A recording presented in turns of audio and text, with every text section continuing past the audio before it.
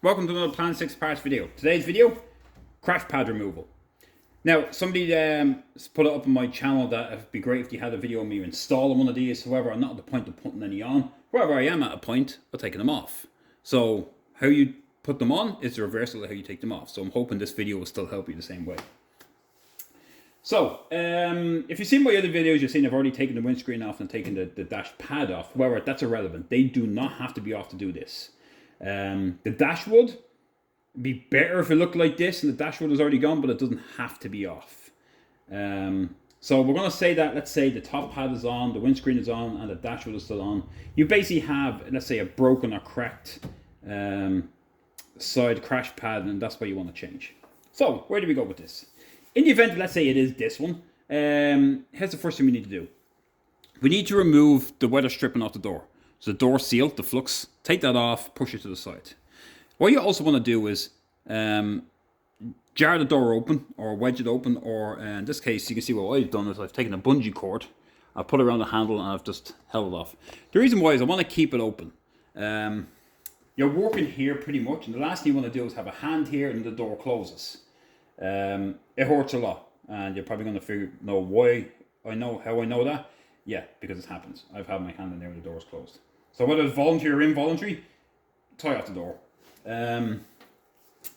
So let's say the dashboard is on it. What you're going to do is you want to remove the glove box. Glove box does have to come off. So undo your screws, take off the support bar underneath, drop the glove box. You can take some vent holes out if you want, not necessarily you don't have to, but the more you take out, the easier it is to access. What you do then is once they're out, undo these, not undo completely, but enough that allows a bit of wiggle room. You may end up doing that, but if you can get to it, it's possible to get to it from the ashtray hole. So, sorry, I know I'm pointing over here. This one here. You may be able to get to it if you take the ashtray out and put some in there and get around to it. It's not the greatest. You may need a flexible one, but the more you can do, the better. And the reason why is that you want play. You want actually the dash, once it's loose like this, you want it to be able to rattle. Now, once you get to that stage, the next thing what we're going to do is we're going to actually, there is a bolt to the side that your actual plate bolts to the side.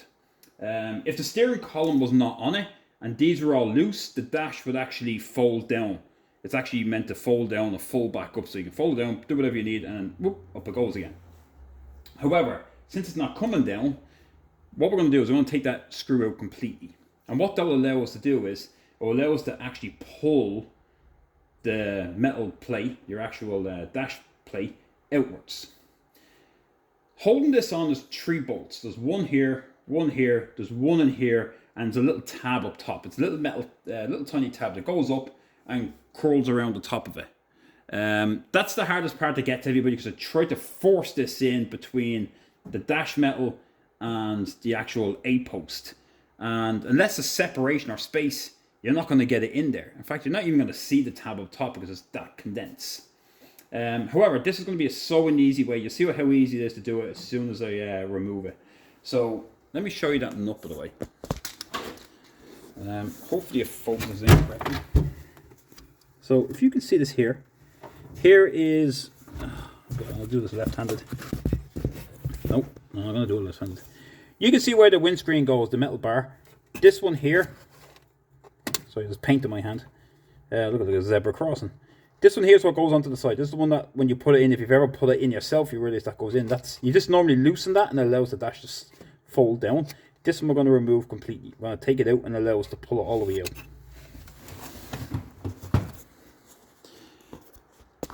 Okay, move the camera up. Back. Sorry for moving around again. Alright, so we're going to take this out. That one should be, I believe, it is a 7/16. Oh, sorry, 7/18. I still don't know what it is. This is for a millimeter. So I'm going to take that out.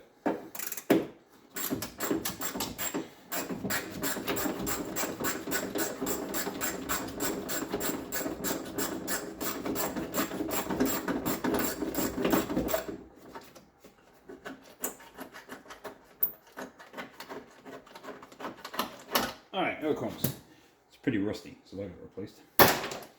Now that that's out and this is loose, here's what we can do. I can pull the dash out. So I've simply pulled the whole thing out. Let me bring it a little closer. So now I've pulled it out. Now it's sitting loose. So here where your flux goes, if you really wanted, you can bend this out a bit. But if you do, it ends up being like wobbly because it'll never go back to straight the same way again. The side of your pad, the crash pad, is actually adhesive. There's an adhesive on it. It actually folds around. It's put in the back of there. So you need to undo that adhesive. To get it off, you actually have to undo it. See, in this case, it's broken a few times. But up the top, and then down the bottom. Let's say the bottom, it's pretty much 3/4 around. But all that loose stuff has to come around. Once that's loose, here's your tab up here. Here's the tab that gets everybody. This one here. As you see, it just goes straight in and folds around the dash metal. So to get it from the inside, it'd be a little hard to straighten it. So now it's pulled out, I can actually pop it off. Okay. In this case, it's obviously come off easy because it's obviously probably been off at one stage. However, sometimes it's not as easy to get around. You can see it's curled around. Just use a vice grip, or just use a flathead or anything to straighten up. However, if you're taking this off and it's not going back on, it's irrelevant. If you take it from the top here and you pry it up and it pops off, you may bend the metal up a bit. Just tap it back down or push back down. That's not the worst. So you can do it that way. Because it's a lot easier then to readjust that than it actually is to try and undo that tab from the inside because it's pretty tight up there. So now I have that tab undone. The panel on the side I have peeled off. The last thing I'm going to do is I'm going to take off the 3 nuts that hold it on, which are a 5/16.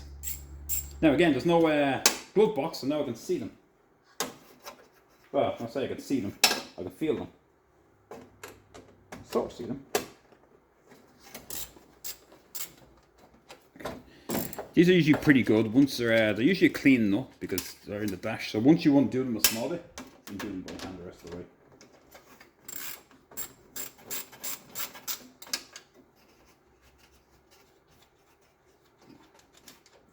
That was mainly off. And the last one's pretty much under the vent.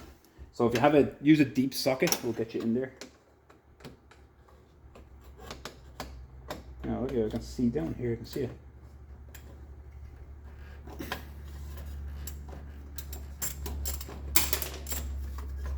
Oh. The screw in there, there's a loose screw in there.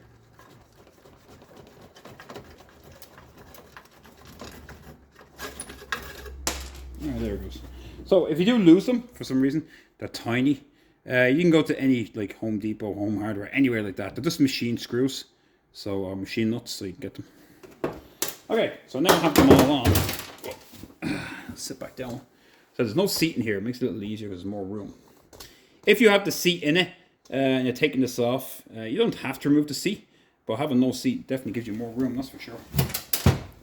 Now that it's off. The only little hard part that's left is getting it out from here because it does sit in. You're going to have to pull it and give it a bit of a tug and put a bit of pressure on here. In an ideal world, if there was no center plinth, I'll move it a bit more. If there was no center plinth, to be ideal because that's usually the last to go on because it's screwed in for the side. And then you don't have that. In this case, like I said, if you're changing them all, it's irrelevant. So now we have it off. It pops out. And I do have to put pressure on it to wiggle.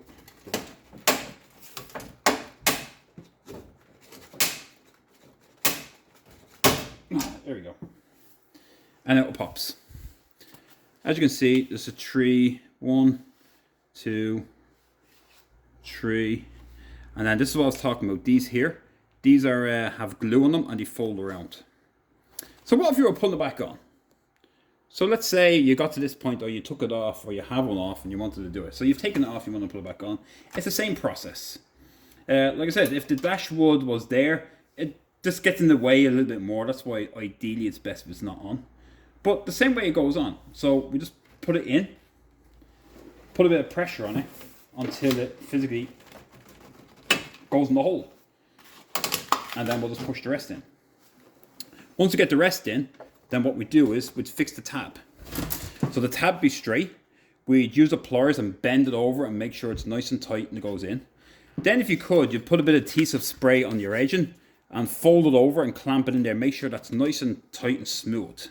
You can put the nuts on then. You can put the nuts on even first beforehand. But put all three on and now will sit in nice and tight. To get it back in, it'll be the same way. It should just push in. Providing you have like it all folded over and in, it should just go in. You should be able to just push from the bottom, push in, and it slides in. Then it sort of comes up a bit, and then it will just push right in. Now in this case, you can see because this was ripped off. You can see this is sort of getting in the way, the vinyl of going back in. But that's because it was ripped off. That's why. But if you have it that's on, it's nice and smooth, it should just slide back. Like I said, you can always bend out. You can always bend this out a small bit here as well. You can always where the seal goes. You can always pull this out a small bit if you want to really get it in. But you should be able to just get something even in there just to push it. Once all the once this is on tight, it will go in. I mean, it will go in. It just has to be smoothed up against it, and then once it's pushed in, put the screw in, and you're back to the way it is. Now, I will say this, and I will warn you, is that if you are doing it that way, and you do have the dashwood on it, you can run the risk, because you're bending it, of cracking the dashwood. Just to let you know, you can run the risk. It may or may not. That's why I suggest, if you want to change these, take the dashwood off. The metal will flex, the wood probably won't. So I wouldn't like to see anybody crack or damage the dashwood doing it this way. So does it make the process longer? Absolutely. If you're just at a stage of assembling it, well then it's a little easier because you haven't got to there. But my recommendation is, if you want to do it that way, take the dashwood off, especially if you're doing both of them or all three, and just so you don't do the damage. It allows you to see the wiring as well and fix any issues, change some bulbs, whatever you want to do. So I hope this was helpful. I hope that it helps you change your crash pad. Hope it helps you. Hope it helps you change it. And yeah, any comments, questions, concerns, give me a shout. Get in contact with me. If you want to see me do a video, let me know. And I hope this was helpful. So I will do another one on the far side because it's always coming off anyway. And so keep an eye out for that if it's helpful for you as well. Thanks for watching.